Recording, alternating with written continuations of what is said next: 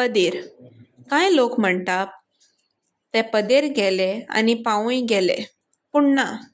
आमचो पदेर सांतान पोंग पोंग करीत सकाळीं 7 वाजता येता. तो ऊन पाव कात्र्याचे उंडे कांकणां घेवन येता. ते फात्या पारार भायर सरतात. पदराच्या जिवितांत खूब कश्ट. मध्यान रातचो उठून व्हडलो पिठाचो गुळो कालोवचो पडटा.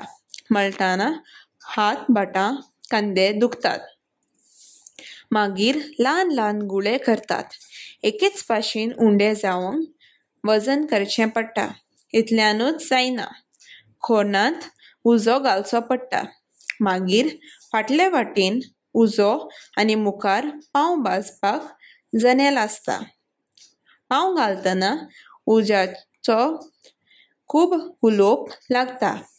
पांव भाजले म्हणटकच सगल्यांक परमळ पातळटा. मागीर हे पांव पाटलेन भरून गांवांत भोंवतात. ताका वत आनी पावस लागना.